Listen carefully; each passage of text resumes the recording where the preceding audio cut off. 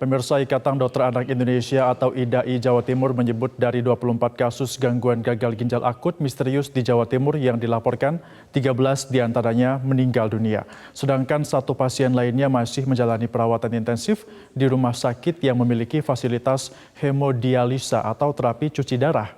Ketua Ikatan Dokter Anak Indonesia IDAI Jawa Timur, Dr. Syamsul Arif mengatakan sejak Agustus hingga Oktober 2022, tim dari IDAI Jawa Timur sudah menelusuri jumlah pasien Jawa Timur yang terserang gangguan gagal ginjal akut misterius yang menyerang anak-anak berusia 1 hingga 5 tahun. Hingga saat ini jumlah kasus gangguan gagal ginjal akut misterius di Jawa Timur yang dilaporkan adalah sebanyak 24 kasus. Terdiri dari 14 kasus di RSUD Dr. Sutomo Surabaya, 10 diantaranya meninggal dunia, dan 9 kasus di RSUD Syaiful Anwar Malang, 3 diantaranya meninggal dunia. Sedangkan satu pasien tersisa hingga saat ini masih dirawat intensif di RSUD Dr. Sutomo Surabaya.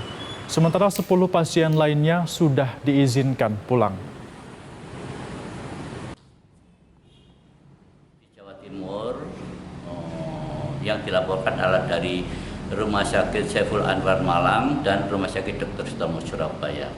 Dari Surabaya ada 14 kasus ya, 14 kasus itu dari rumah sakit pemerintah, 1 kasus dari rumah sakit swasta. Yang meninggal 10 orang. Dari Malang RSSA 9 kasus, yang meninggal 3 orang. Jadi sampai saat ini yang di Jawa Timur yang masih dirawat adalah 1 orang, yang lain sudah pulang. Sementara itu, Dinas Kesehatan Aceh mencatat sebanyak 20 anak meninggal dunia akibat gagal ginjal akut sejak Juni 2022. Mayoritas karena terlambat mendapatkan penanganan medis.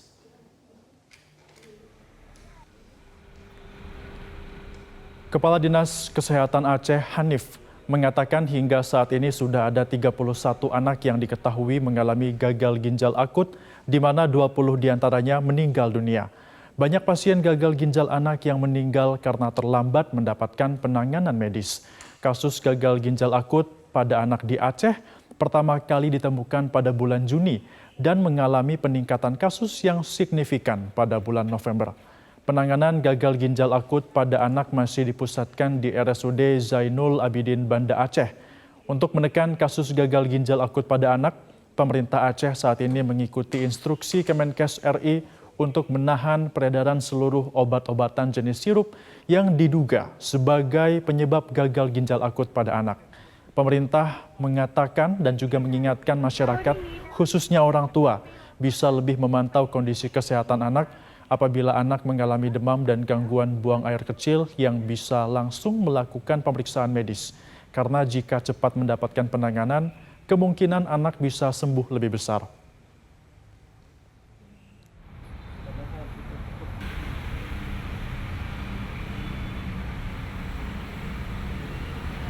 Pasca meningkatnya kasus gagal ginjal akut pada anak, aparat keamanan mulai berpatroli ke sejumlah apotek di sejumlah daerah. Hal ini dilakukan mencegah beredarnya 5 jenis obat sirup anak yang tercemar zat etilen glikol dan dietilen glikol.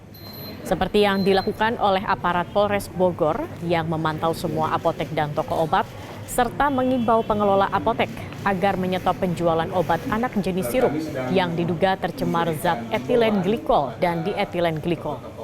Polisi juga meminta pengelola toko obat dan apotek untuk memasang pengumuman penghentian penjualan obat anak jenis sirup. Hal ini dilakukan mengikuti instruksi yang dikeluarkan oleh Kementerian Kesehatan Republik Indonesia.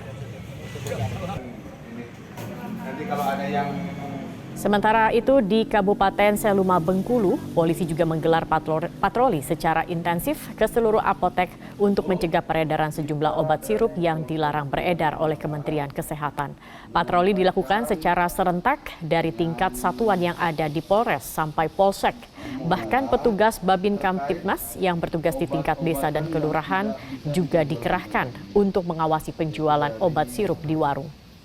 Polisi juga mengimbau pengelola apotek maupun toko obat agar menarik seluruh obat sirup yang masuk dalam daftar tidak boleh beredar oleh Kementerian Kesehatan. Penjualan sirup paracetamol nanti yang sesuai dengan resep dokter aja, dan obat-obatan yang tidak disarankan oleh Badan Pengawas Obat dan Makanan atau BPOM Bengkulu masih menemukan ribuan obat sirup yang dilarang beredar di sejumlah gudang dan apotek di kota Bengkulu. Petugas Badan POM Bengkulu mendatangi sejumlah apotek dan gudang penjualan obat di kota Bengkulu. Dari lokasi, petugas menemukan ratusan ribu obat sirup yang beredar luas dan belum ditarik oleh distributor obat. Kepala Badan POM Bengkulu, Yogi Abaso Mataram, mengatakan pihaknya terus mengawal penarikan 5 jenis produk obat sirup yang telah dilarang peredarannya oleh Kementerian Kesehatan. Badan POM juga mengimbau warga yang telah mengkonsumsi 5 jenis obat sirup tersebut untuk segera berkonsultasi ke petugas medis guna mencegah terserang gagal ginjal akut.